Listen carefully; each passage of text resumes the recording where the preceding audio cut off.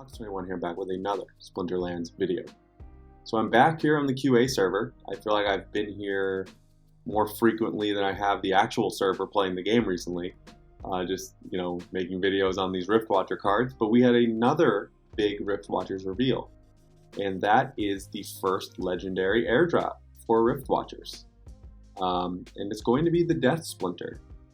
We're going to cover this card in its entirety in just 1 second after I remind you that I am Hux21 and I cover Splinterlands on the channel. I am also on Twitter and have my own Discord community, so you can come say hello to me there for more instant responses and interaction. But if you're new to the YouTube community, it would be awesome if you could just take a second and hit that subscribe button. It means the world to me and only takes a couple seconds for you, so it would be greatly appreciated. Okay. So, we have our first Riftwatchers legendary airdrop card. It's going to work just like Chaos Legion, except every 500k packs sold, we're going to get an airdrop card. They're going to be legendary cards across all the splinters. And number one, we have the Death Splinter Uzit. Uzut. I don't know how to pronounce it.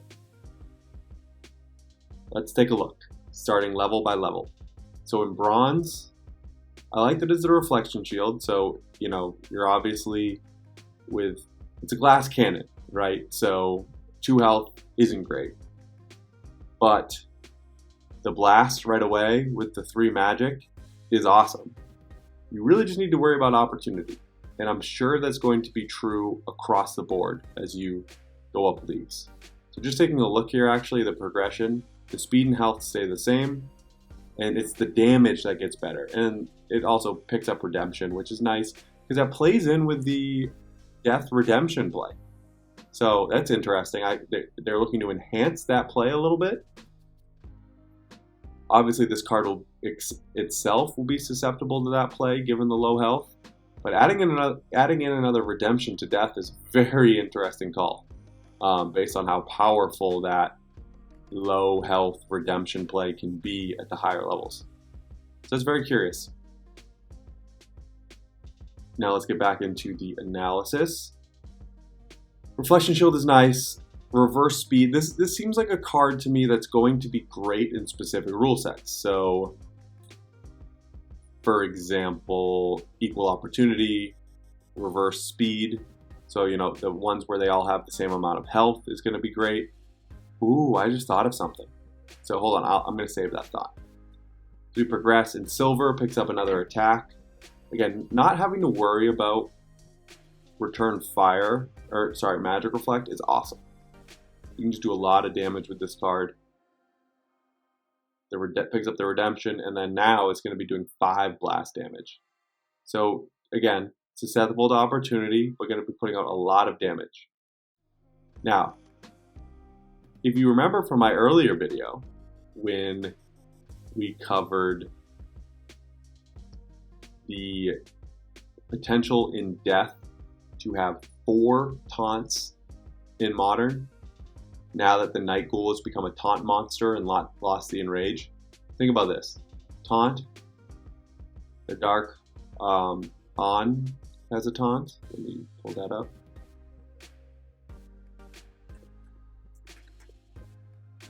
Here's a taunt. And then we have Agor in Dragon and the Lurker as a neutral. So basically what you're going to do is play Dragon, play Agor, play the Lurker, play Night Ghoul, play the Dark Han, and then in the previous video I talked about playing Ra, because again, your opponent's going to have to get through 4 taunt monsters and aren't going to be able to go after Ra until they do, unless they have their own scatter shot. So think about now, you do the 4 taunt monsters with Ra and then Uzit, right? So the big worry with Uzit is an opportunity monster. If you can ensure that your opponent's not bringing an opportunity monster, this card is insane.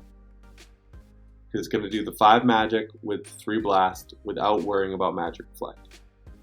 So if you can run 4 taunts to completely distract your opponent's potential opportunity monster, and then bring Ra for Scattershot, Double Strike, 4 attacks, and Uzit for 5 damage and then 3 blast.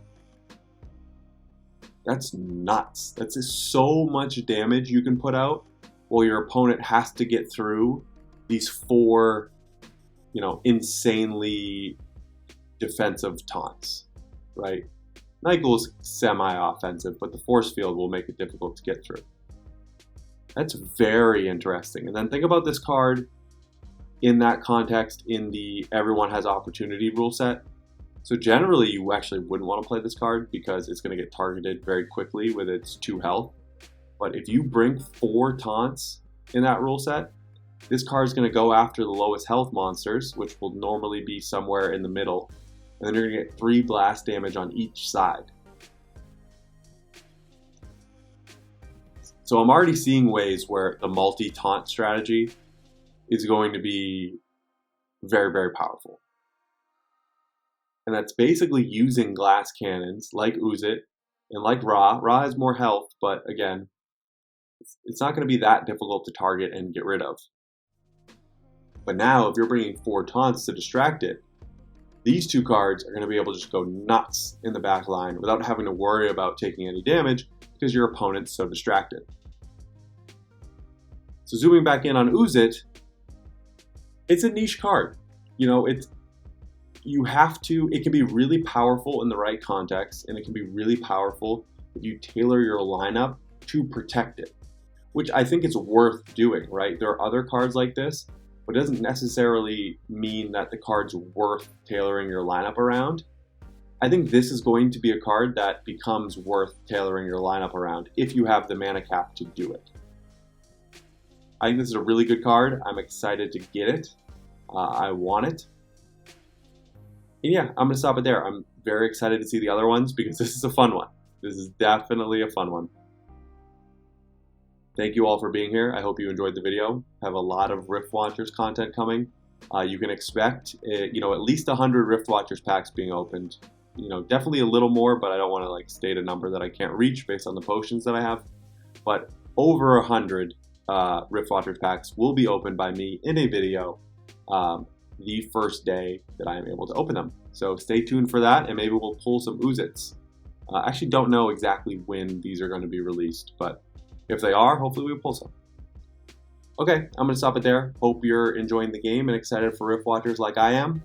Once again, if you are not yet subscribed, it would be awesome if you could take a second right now to do so. Okay, I will talk to you soon and see you around the game.